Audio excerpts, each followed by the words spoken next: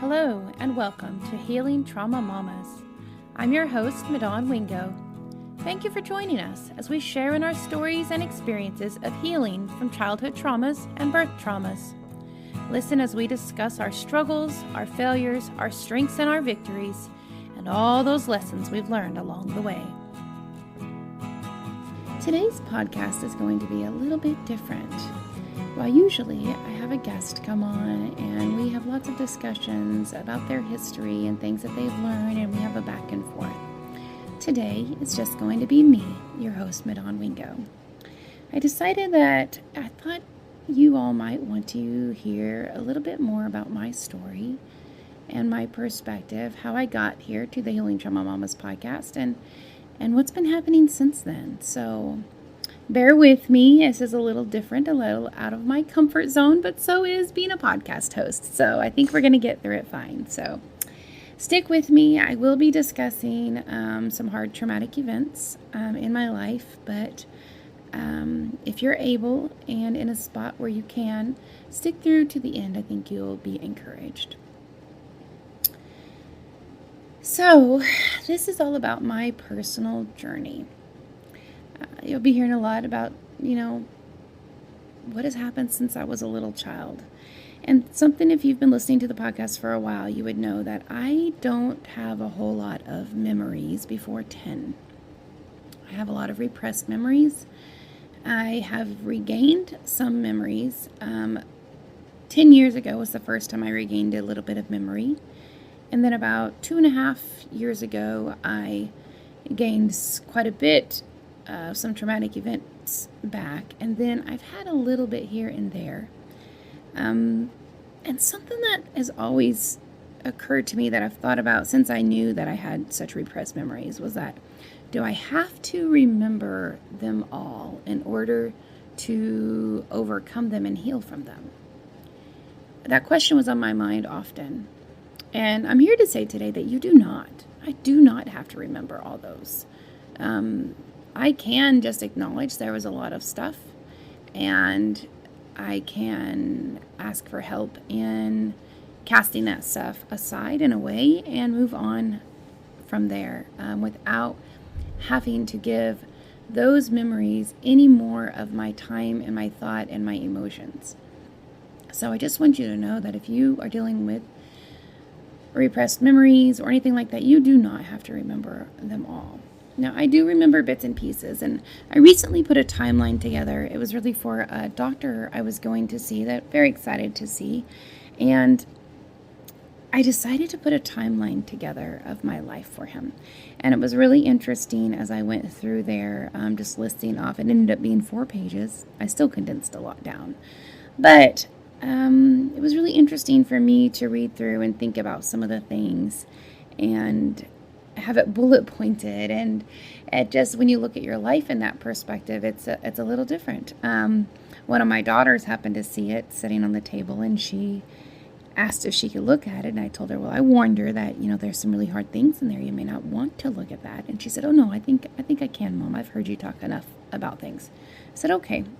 So I let her read through it, and then she looked at me when she was all done, and she said, wow, Mom, that's a lot of stuff, and you're not even 40.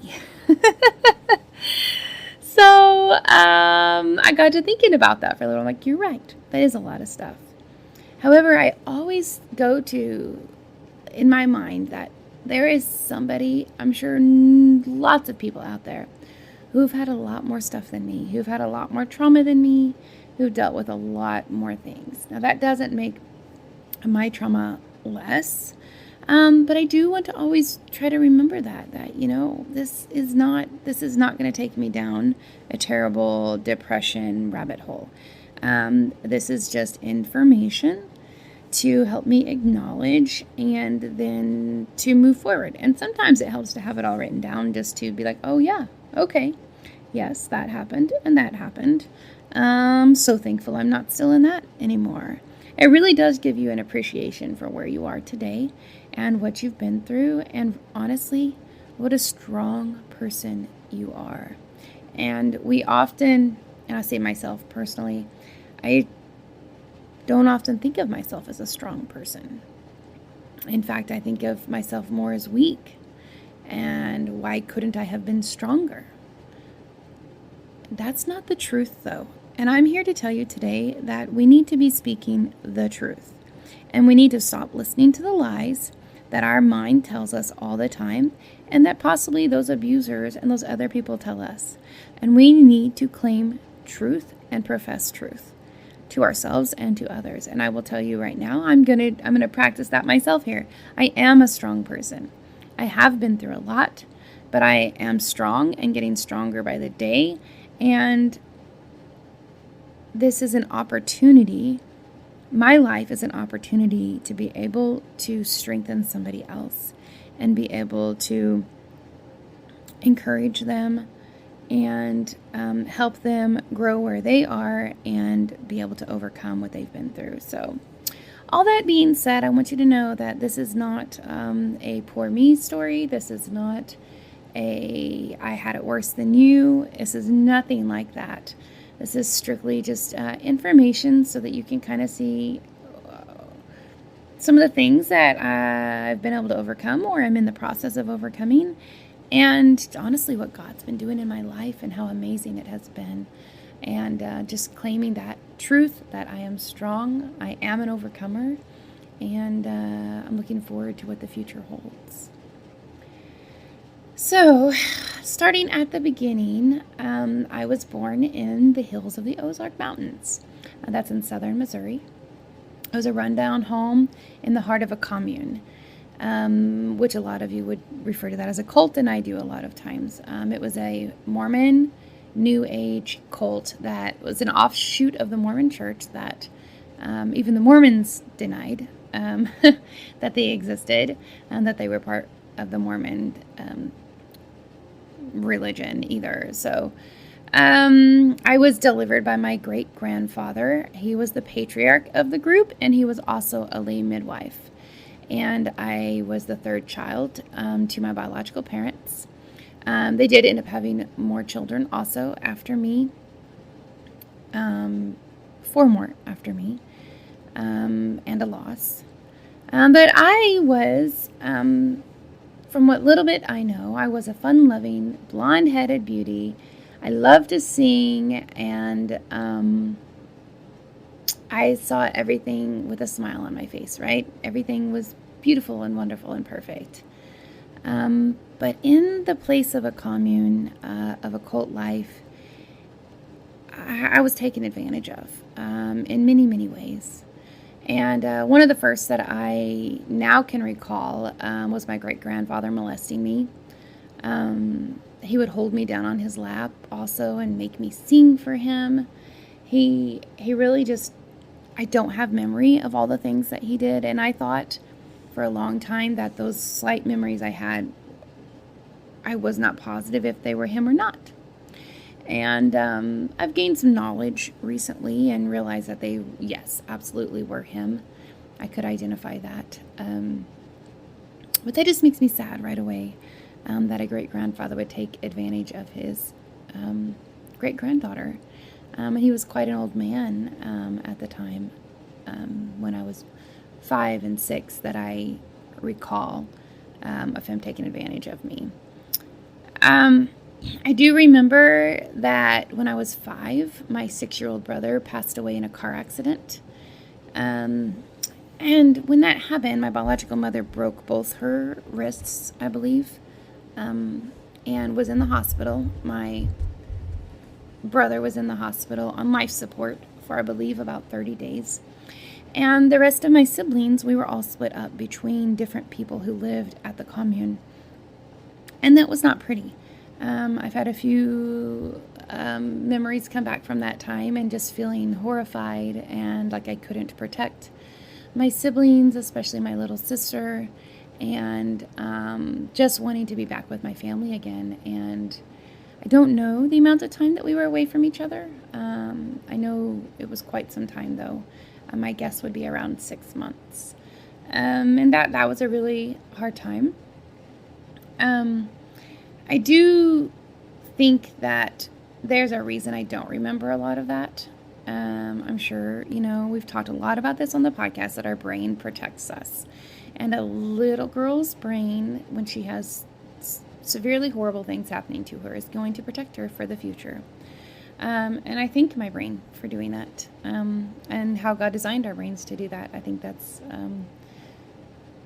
such a protection for us. So I know that all my siblings, that we all had our own demons to face and endure, and some of us still have to deal with those same demons now, and some of us are able to heal and grow and get over them, and it really, my heart breaks for my biological siblings that are still dealing with stuff today. I, unfortunately, am just not at a place where I would be able to help them with that at all, but I do encourage them, if they happen to be listening, to go seek some help. There is help. You can grow and heal and get over it. But I know, just from the little bit I know of my history and their history, that there's a lot that they need to work through, and I really pray and hope that they are doing that.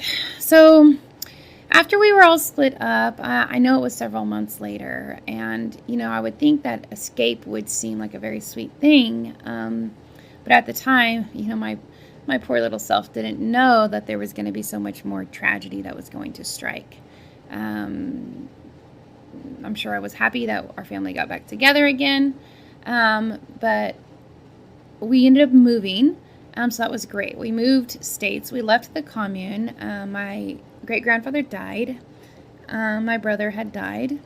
And there was a lot of memories and things going on there, I'm sure, and ill feelings. And I know there was discord in the commune cult life by the leaders when the patriarch died. And so I think that's one of the reasons that we left.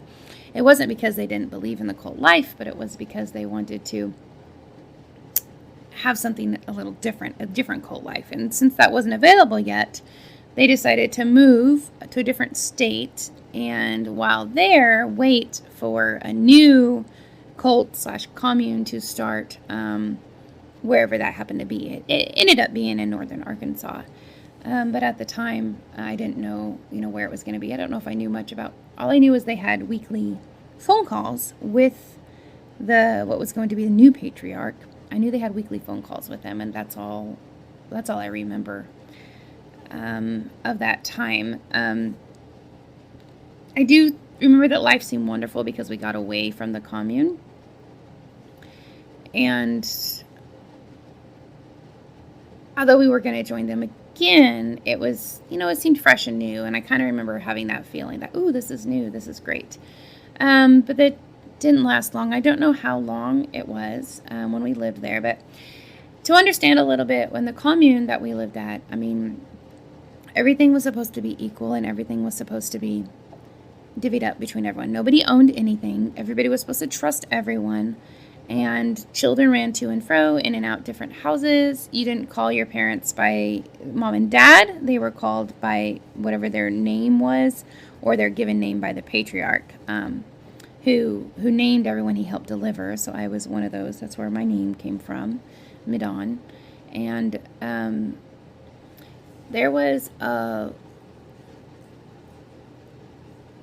lots of things that happened there, that whenever my biological parents left and went out, they were very naive. And I can see that logically, thinking about that now. Like, I'm sure they were very naive. They were used to trusting everybody. Although, that was not a smart idea when they were at the commune either, because I know a lot of things that happened to me there, that had I had parents that were being loving and protecting, those things would not have happened.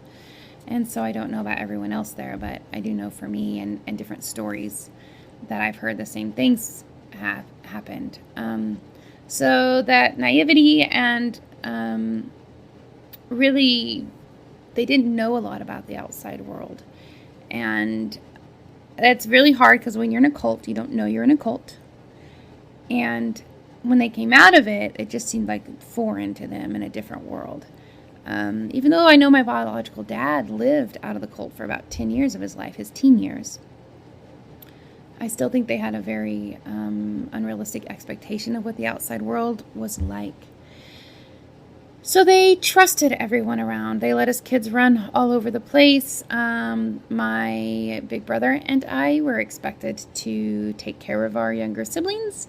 We had a lot of responsibility, and let's just think about that for a minute. I was 7, and he was 9.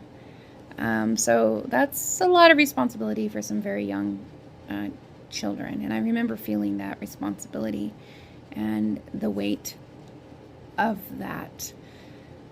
I don't remember how far it was that how long we had lived in the new state. It was New Mexico at that time before this tragic event happened. Now, to kind of, I say backtrack, but we're actually going to go forward a little bit. So my whole life, I remember being told of a bicycle accident I had when I was around 7. And the bicycle accident was so bad that I was told I'd never be able to have children again.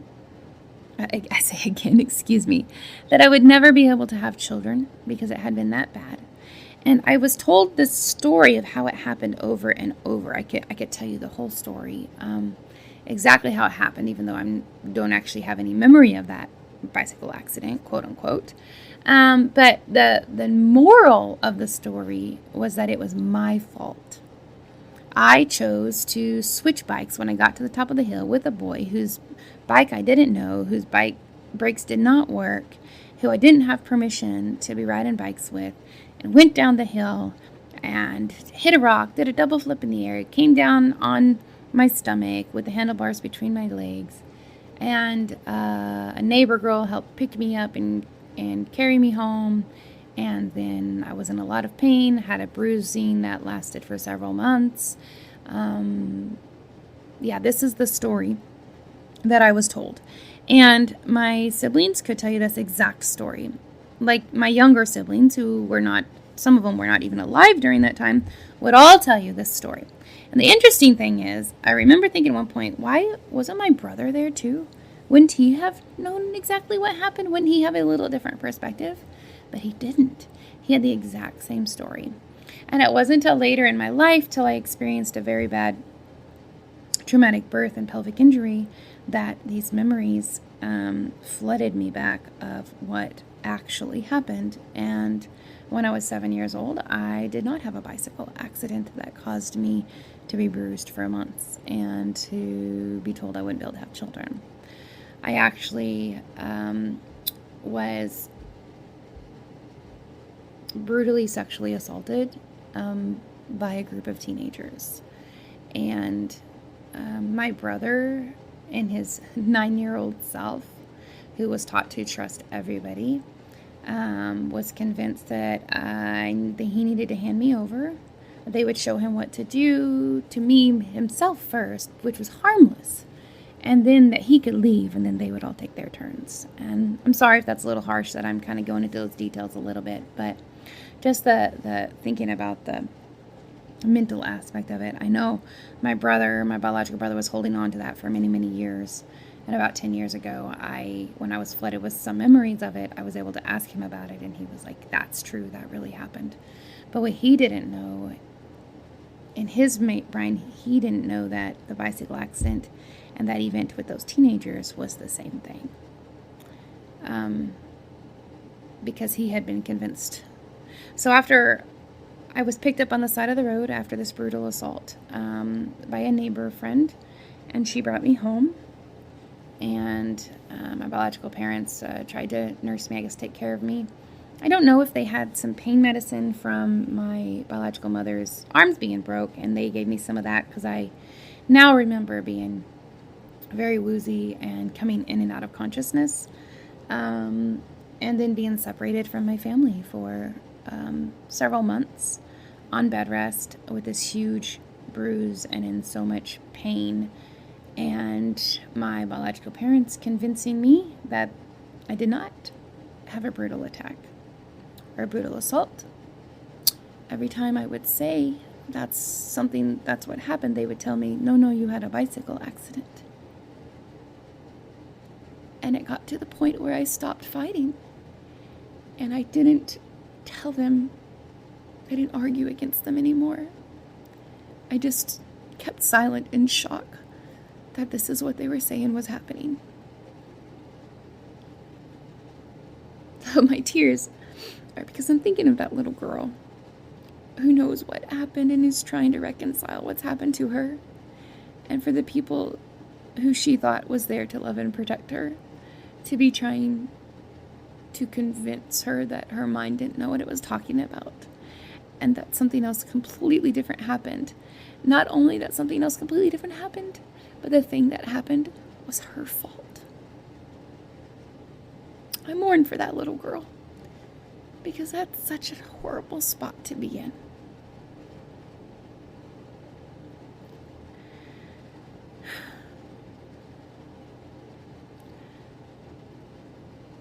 I'm thankful I didn't remember that event for years, because I don't know how I would have survived if I'd had remembered that the whole time of growing up. Because it was much easier to go back to the memories that I did have of happy family time, of us always having somebody to play with, and working in the garden and the orchard. And why do people say that cult life isn't good? Like, this is great. I don't have any problem with this. That is an easier thing to remember.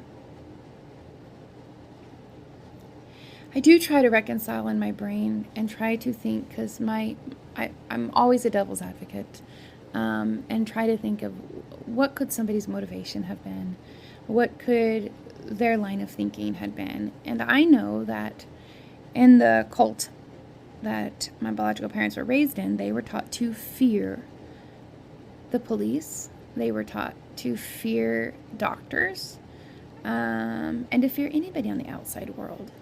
So what were they thinking when they decided to convince me of something, of the bicycle accident instead? I don't know exactly, but they didn't call the cops. They didn't report the incident, as far as I know. I did not see a doctor. And it was awful. And even later, when I had my first pelvic exam, when I was about 17, I think it was, when the doctor tried to do the pelvic exam, I started screaming and crying in pain. And he just told me I had a yeast infection and gave me medicine. And I really wish medical providers would be trained more in those aspects, because he should have asked questions, or the nurse should have asked questions.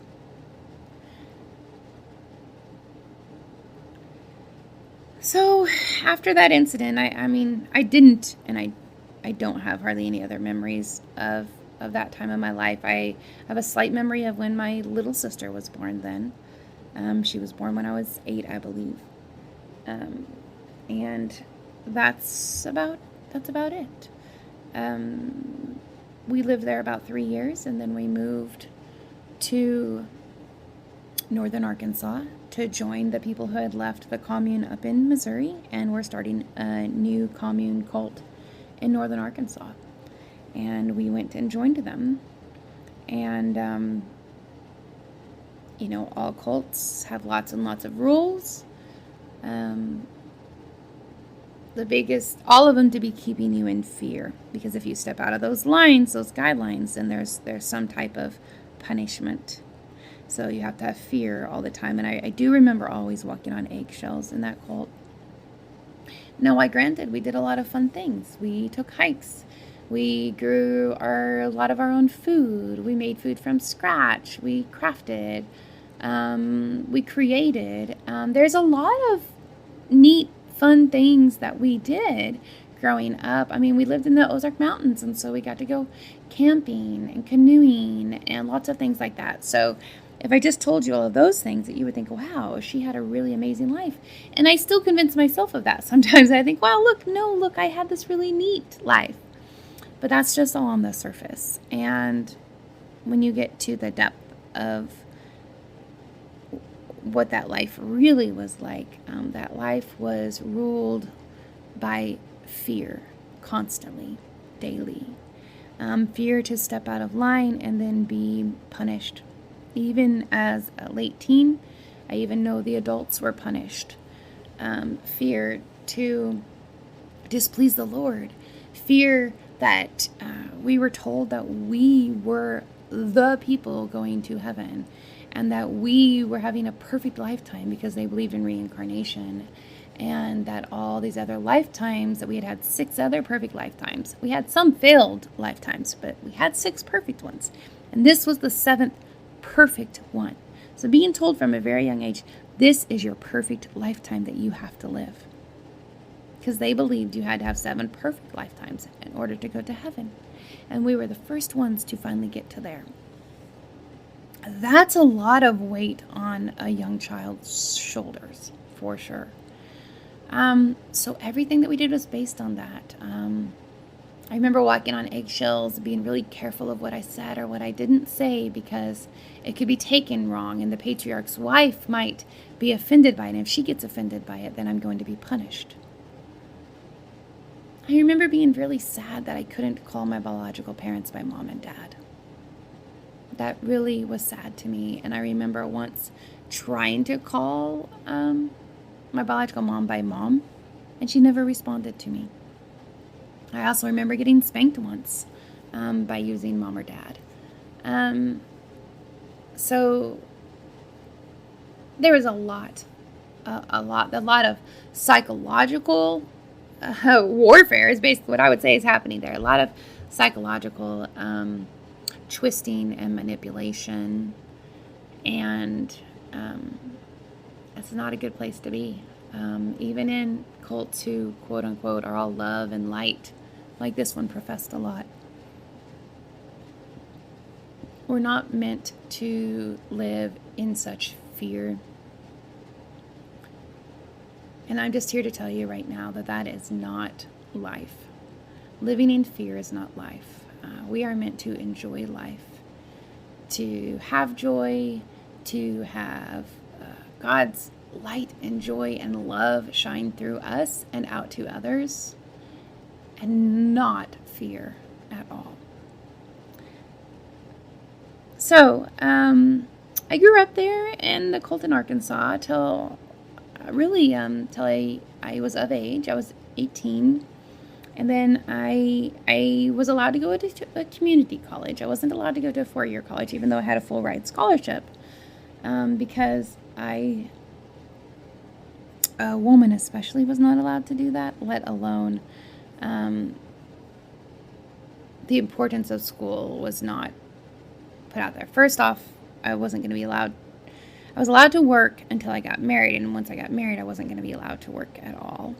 And second off, that's why I didn't need to get a 4-year degree at all, but I was allowed to get some type of secretarial or computer graphics or some type of 2-year degree that I could use in the meantime until I got married.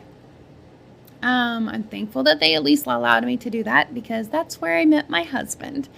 So in a community college, we happened to meet there when I was 18, coming up 20 years ago this month, actually. So that's pretty awesome. We met. There was a lot of manipulation at the cult. A lot of writings from the patriarch daily sometimes about this is what the Lord's saying today, and this is what the Lord's saying, about this or that, and he knows this is going on and that's going on, and why the Lord couldn't just tell us himself, I don't know, and he had to be through the patriarch, which happened to always be coinciding with what his wife wanted to happen. Anyway, it was a closed cult commune, so people weren't allowed to just come in and join the church. Now, however, they would treat strangers way better than family members who decided not to join. So when they had moved to Arkansas, I know a family member of my biological dad's, had tried to stop to say hi to us. She found the address and came, and she was not welcome at all. They were given permission to visit with her a little bit, but it was actually my paternal grandmother. But that she couldn't stay on the premises, that she had to go down to a gas station to meet them at. I mean, that seems insane. But a stranger could show up at the doorstep and be hungry or need something. They would invite them in and give them a meal. So just flipped upside down. So this whole idea of love that they talked about a lot, like that was really hard for me to understand what that really was, because we didn't, I mean, in my ideas that we treat family with love and not disdain, and strangers we're a little more cautious about, even though we want to love them and try to help them too. That's not what they preached. That's not what they modeled in front of us. So I met my husband and we started dating. I was allowed to date, thankfully, and I had given him. Well, I'm just really thankful for him because I gave him some of our Mormon documents that he was supposed to read, and then if his spirit was supposed to join us, then he would agree with it and he would understand what it meant, and la la la, all these things that they would say. And at this point I'd been brainwashed for 18 years. So this is all the things that I was thinking, and I was like, I love this man, I want to marry him, so he's got to come into this cult with me. And I gave him this Mormon document that he was supposed to read that the patriarch had written, and he was so loving and so gracious. He looked at it, he read it, he said, do you believe in the Bible? And I told him yes. And he said, well, the Bible is contrary to the Book of Mormon. I'm like, no, they're the same. Or they go work together really well. And he said, really? Here, let's get them both out. And he happened to have a copy of both. So I give him props for that. And he was able to pull them out. And through a long series of conversations and dates, so we were able to have lots of conversations. And he just really showed me the truth. And he showed me, real Jesus. And not the one that I had been told about my whole life to fear. And I'm extremely thankful for him, of course. But I did decide, after the Lord was really pulling on my heart, and my husband really helped me a lot, and he was so gracious and loving. And at the time we weren't married yet, but I knew I wanted to marry him, and I went to my biological parents and told them that, I really want to marry this man. And my biological dad said I have nothing in common with him. I don't want to hang out with him at all. I talked to the patriarch, and he said no, we wouldn't be allowed to get married. And I realized then that why was I trying to see about him coming into the group? I know he won't come into the group, and I needed to leave. And I would say that was the hardest thing I think I've ever done in my life, was deciding to leave the cult, because I had 5 siblings that I was going to leave there. And I knew it's what I had to do, but it was very difficult. And when I told my biological parents that I was going to leave, that I was 18, that I could leave, my biological mom told me she wished I was dead. That was hard to hear. I just looked at her in shock that she said that, and she said, well, that would be easier. Because in her mind, I guess, that meant that she wouldn't be allowed to ever see me or speak to me again. Even though she's a grown adult who can make her own decisions. That's what it meant to join their cult. And my biological dad said, well, make a list of the things that you want to take with you. We'll have to get approval because you don't own anything. Nothing is yours. Even though I paid for it with my money, it still didn't matter. None of it was mine. I lived in a commune. And it was all everyone's. And I had to get permission from everyone to take literally every article of clothing. Shoes, socks. My bed, my dresser, I wanted to take those with me. I did listen. They did let me take most of them. And my biological dad said, okay, I'll help you load up. Where are you moving to? He tried to scare me first and say, well, it's going to take a lot more money than what you're making right now at your job. And I'm like, I'm aware of that. In fact, I've already found an apartment. I think that kind of surprised him.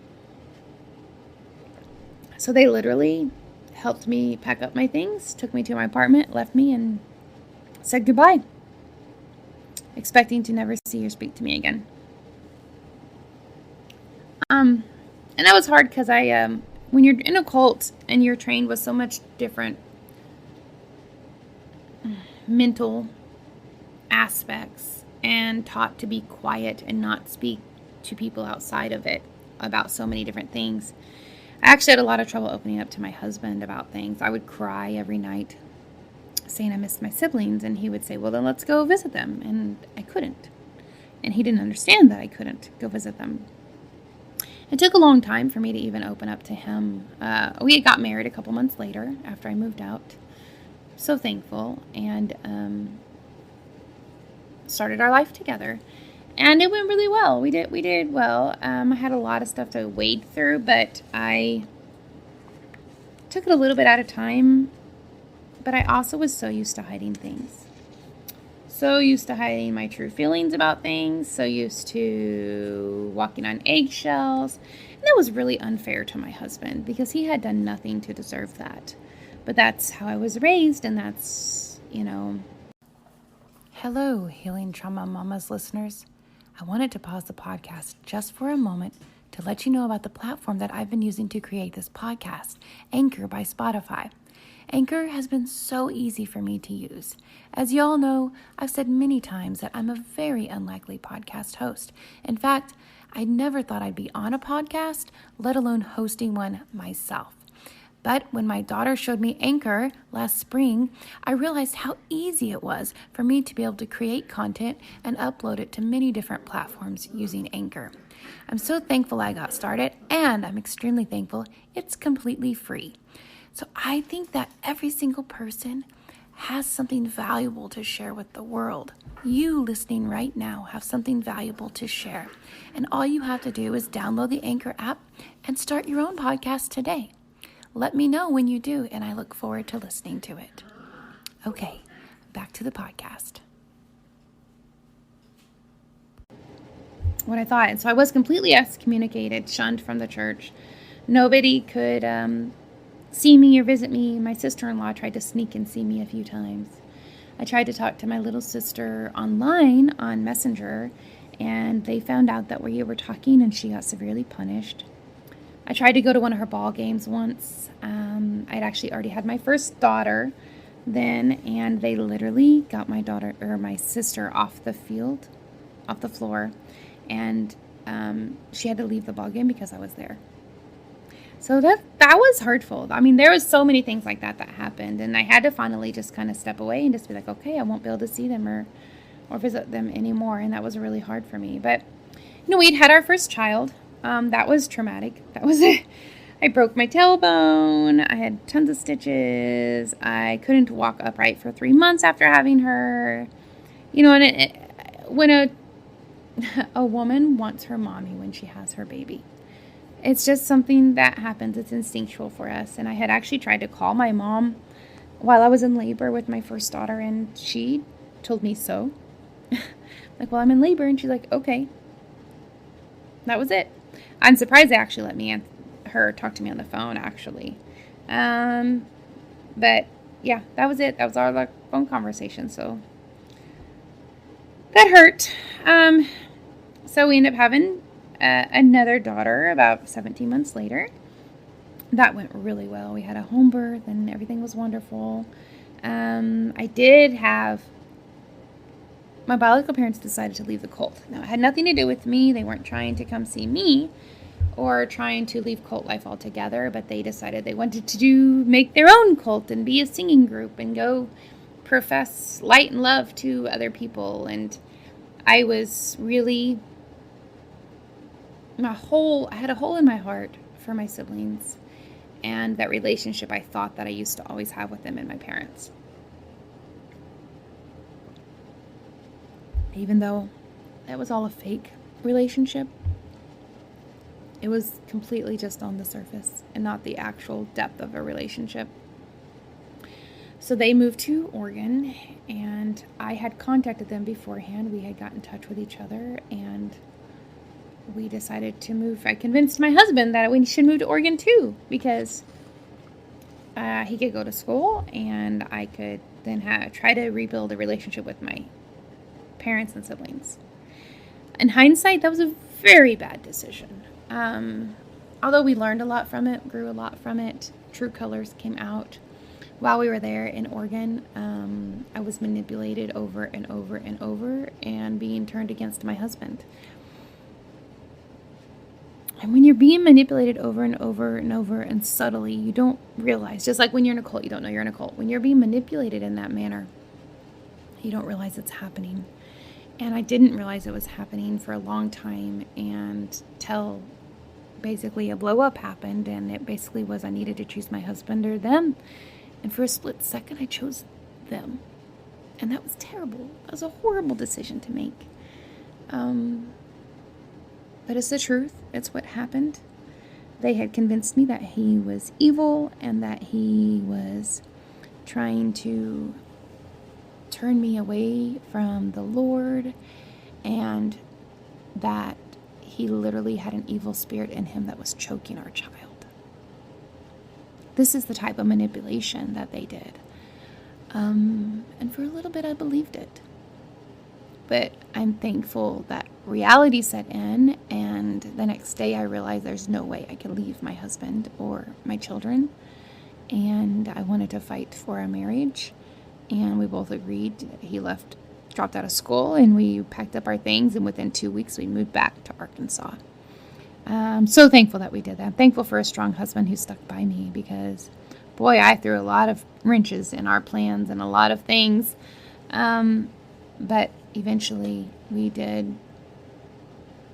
It took a lot of growth, a lot of challenges, a lot of life to happen for us to be able to mend those broken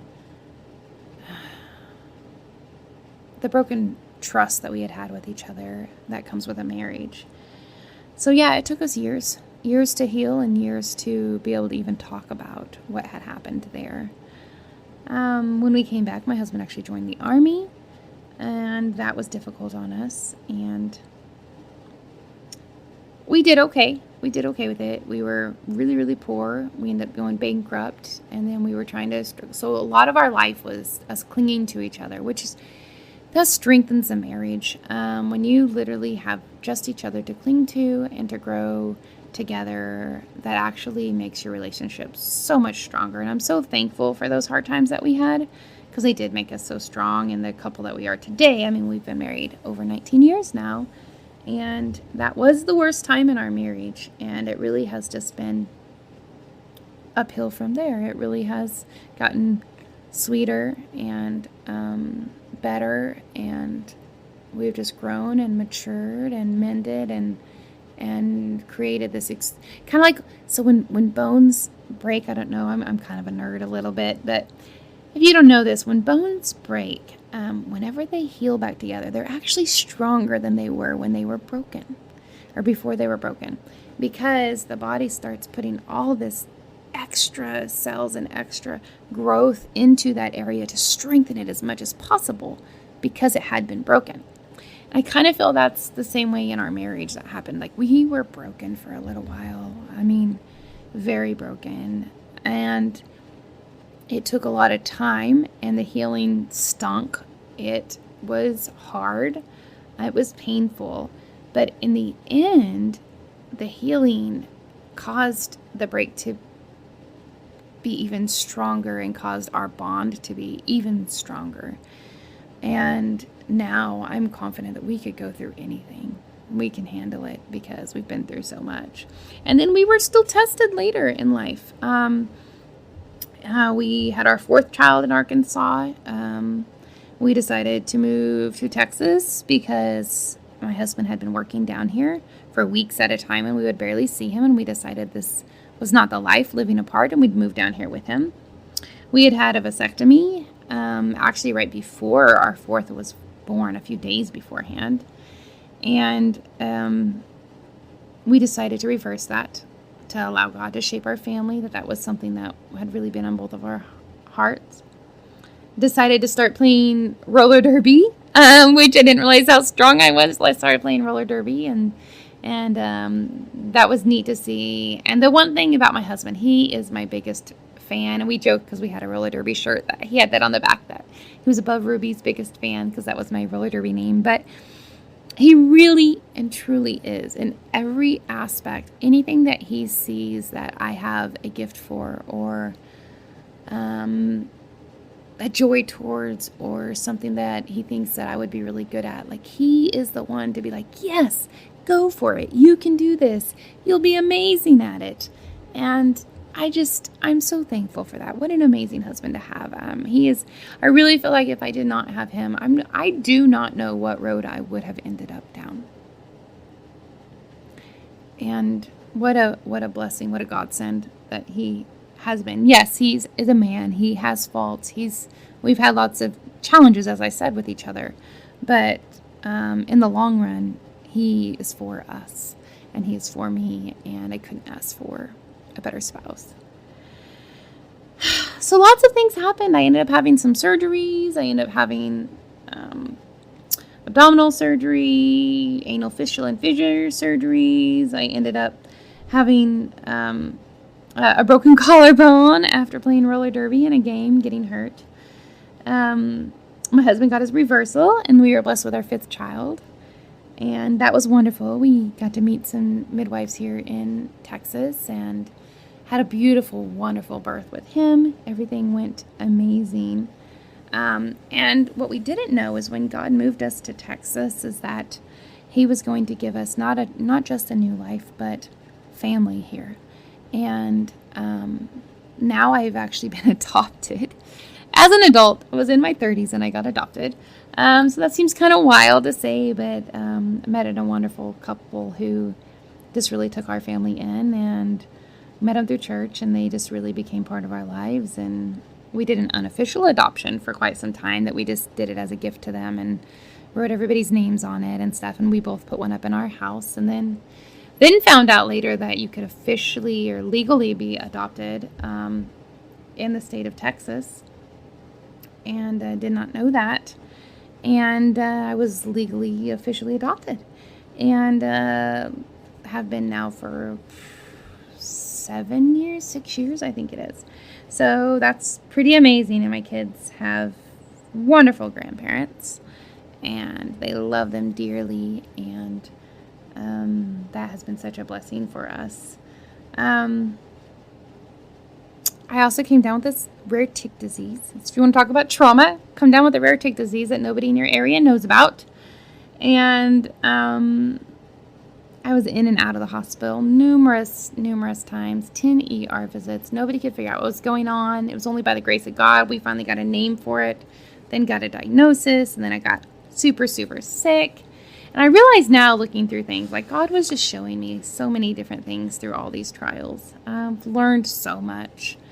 And I had got this tick disease that just wreaked havoc on my whole body, and it's called alpha-gal, in case you're wondering. At this time, I'm allergic to all mammal byproducts, and it can turn your life upside down. But again, thankful for that strong husband, and then the strong family now that I had, and parents who were truly loving and taking care of me. And that was amazing. Had some struggles through church, I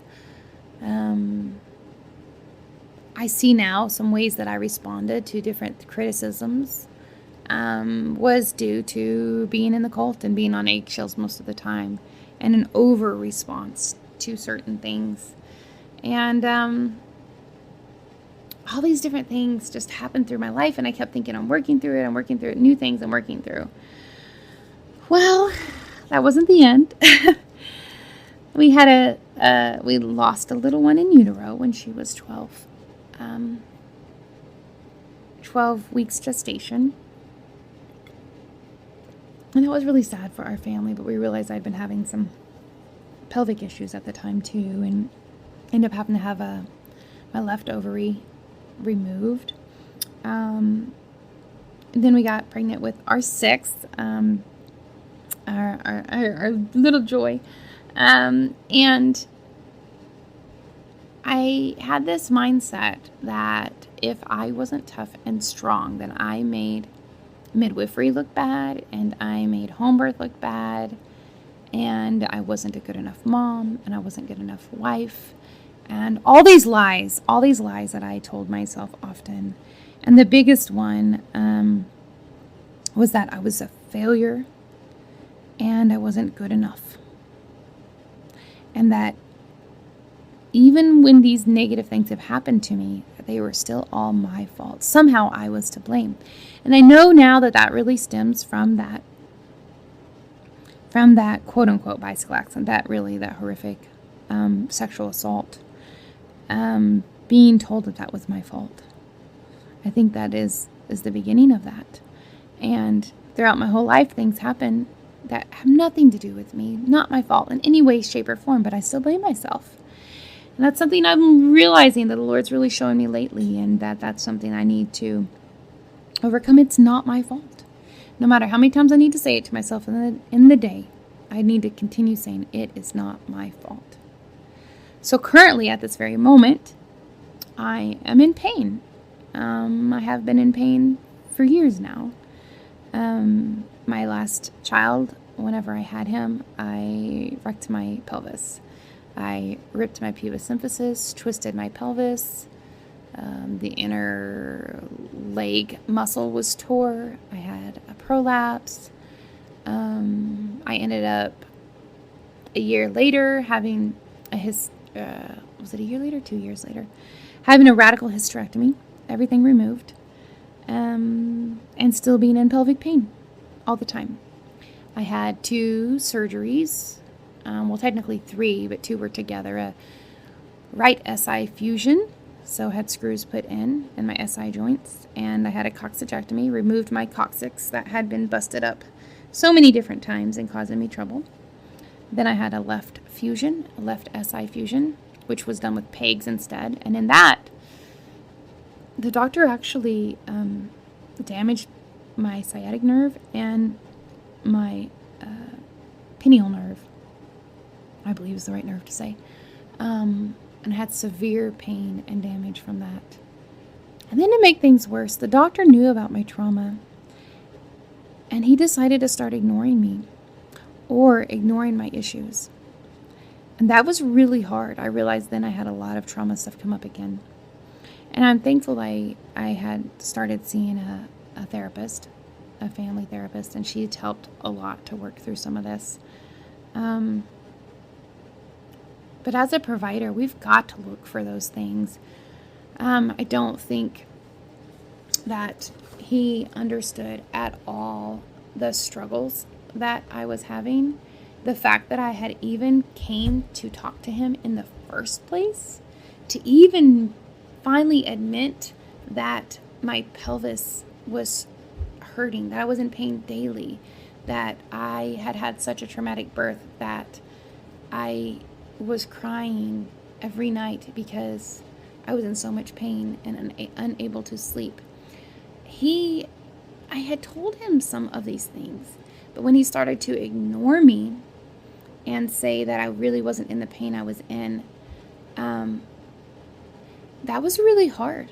I went internal again, and I started rethinking, like, is this my fault again?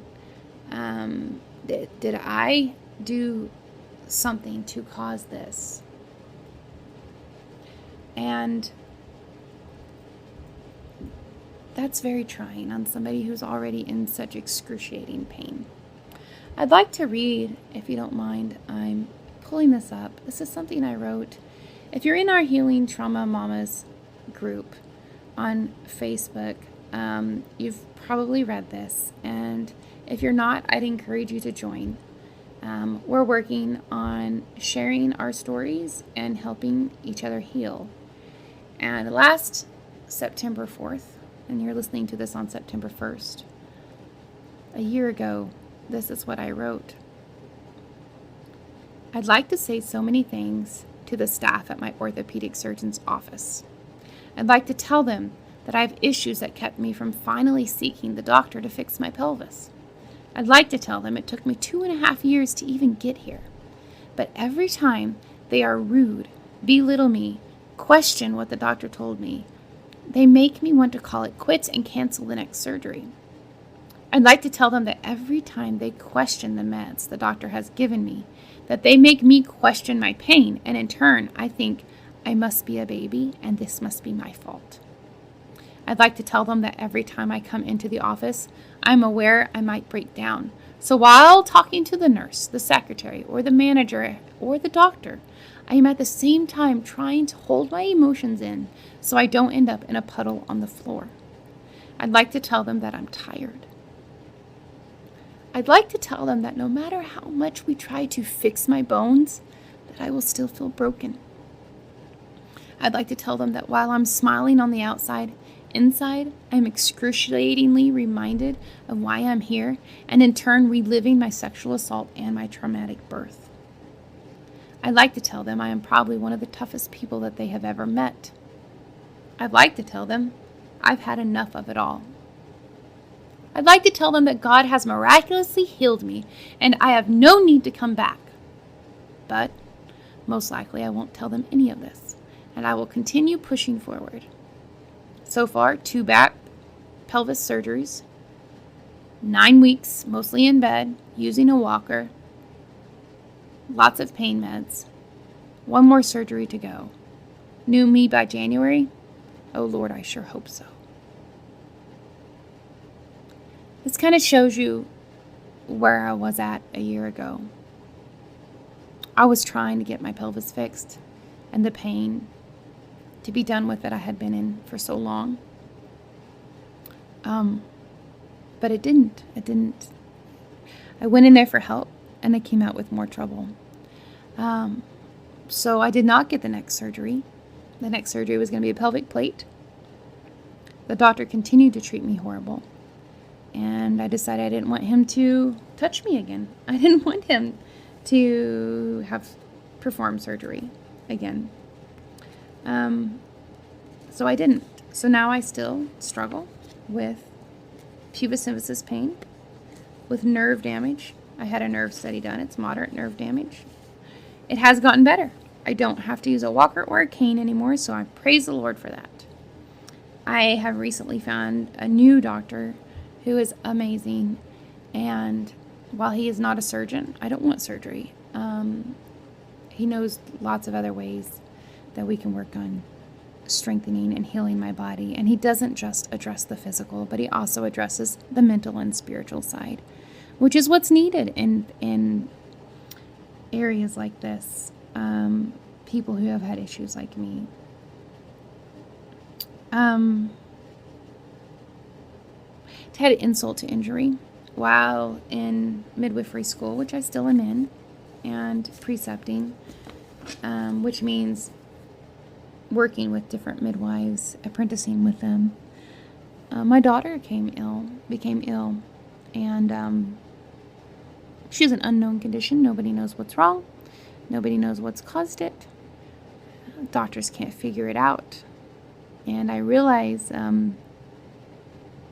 the stress that has put on me too, and the things that I think of with my own issues that I'm talking to her about, because I don't want her to feel that way. I want to be the best possible mom for them. I don't want them to ever feel like I'm lying to them. I want to be real and authentic with my children. And if I've learned anything from what I've gone through growing up, it's that I must be real and authentic with them and show them true love and love them unconditionally. There is no strings attached to how much I love my children. But also, there should be no strings attached to how much I love myself. And I'm telling that to you, mama, out there right now. Do not put conditions on yourself. You should love you for you. Not if you're strong enough. Not if you do this, if you do that. If you accomplish this, if you accomplish that. It is not based on anything like that. You are a human being and you deserve love. You deserve to love yourself. You deserve to give yourself grace. And God gives you those same things. So I know that was kind of a long podcast today. Just kind of wanting to update and share a bit of my story. So you guys can kind of see, this is where I am. That's what I've been through. I know there's a lot more to come, but I'm here to tell you, you don't have to remember all that's happened to you in your lifetime in order to be able to heal from it. I don't want any more memories. I don't want to know exactly what my great-grandfather did to me. I don't want to know why me and my little sister disappeared for days at a time. I don't want to know what happened. I do want to know that I can heal from it. My body can be restored. And I can have a beautiful, fulfilling life. And you can too.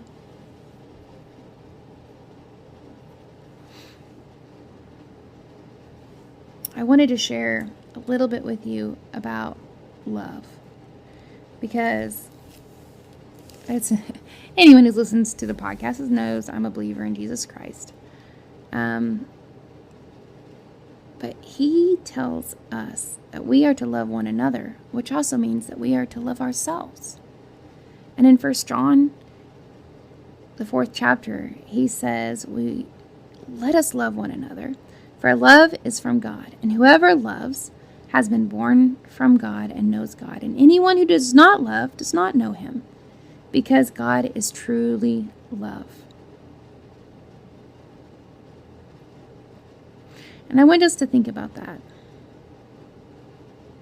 He says, beloved, if God loved us, we also ought to love one another. We abide in him, he abides in us, and therefore the love that he gives us, we are to give to others. I just want to focus on that today, not focusing on the trauma, not focusing on the evilness that is out there and that can happen, but focusing on the love that we are to share with each other and that we are to give ourselves. The love, the grace, the mercy. As much as we give others, we are to give even more so to ourselves. So I want to encourage you today. Healing is possible. While I am still in pain today, I'm on the road to recovery, and I've been healed of so much of the mental trauma and manipulation, and I look forward to the healing that is to come. So I just encourage you today that healing is to come. You can grow and learn, and you have beautiful days ahead of you. And if there's any way that I can help you or the Healing Trauma Mama group can help you, please just let me know. I am here. Feel free to email us at healingtraumamamas@gmail.com. You can join us on our Facebook group at Healing Trauma Mamas, or you are welcome to reach out to me personally, and you can reach out to my personal Facebook. It's Midon Wingo, MIDON WINGO, or you can email me personally at racw2005@yahoo.com. Hope you all have a blessed day, and I look forward to speaking with you next time, seeing who we're going to have on the podcast next time, and talking with each one of you in our Facebook group. Be encouraged today, and remember that God loves you, I love you, and you need to love Thank yourself. you for listening. Bye, May you be friends. encouraged and strengthened by what you've heard today. Remember, you are dearly loved by your Creator, so be who He created you to be. May you go in peace, friends. Till next time, Shalom.